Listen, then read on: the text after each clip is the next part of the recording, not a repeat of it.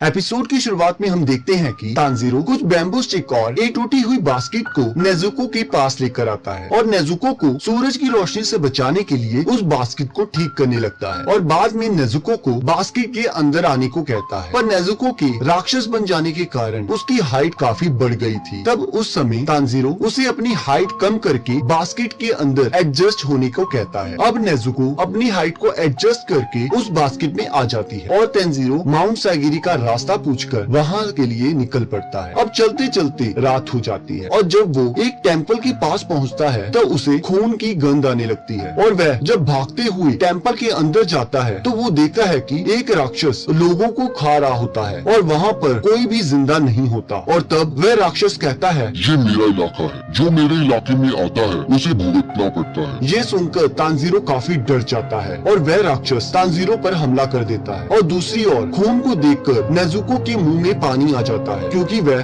बहुत भूखी होती है। यहाँ तांजीरो उस राक्षस से मुकाबला करने लगता है और जब नेजुको को तांजीरो की चीख सुनाई देती है तो वो जल्द से भागते हुए आती है और एक किक मारकर उस राक्षस का सिर धड़ से अलग कर देती है। तब वो राक्षस कहता है कि तुम राक्षस होकर एक इंसान का साथ कैसे दे सकती हो? और वह राक्षस बिना सिर के ही तांजीरो पर हमला कर देता है पर नेजुको एक और किक मारकर उसे दूर फेंक देती है, जिसे देखकर तांजीरो काफी हैरान हो जाता है और वह सोचने लगता है कि बिना सिर के ये राक्षस हमला कैसे कर पा रहा है और बोल कैसे सकता है। अब हम देखते हैं कि उस राक्षस के सिर के साइड से हाथ उगाते हैं और वह तांजीरो पर हमला कर देता है। दूसरी ओर उस राक्षस का शरीर नेजुको को पटक पटक के मारने लगता है और इधर तांजीरो उस राक्षस के सिर से लड़ रहा होता है और उस राक्षस के सिर पर अपना सिर मारकर उसे अपने आप से दूर करता है और फिर अपनी कुल्हाड़ी के साथ ही उसे एक पेड़ की ओर फेंक देता है, जिससे उस राक्षस का सिर उस पेड़ के साथ फंस जाता है और तांजीरो अपनी बहन को बचाने के लिए चला जाता है। और जब तांजीरो नेजुको को बचाने के लिए उस राक्षस के शरीर को धक्का देता है तो वो उस राक्षस के साथ ही खाई में गिरने लगता है, पर नेजुको सही टाइम पर आकर तांजीरो को बचा लेती है और वह राक्षस का शरीर नीचे गिरकर मर जाता है, जिससे उस राक्षस का सिर भी बेहोश हो जाता है। अब जब तांजीरो राक्षस के सिर को मारने लगता है तो उसके पीछे से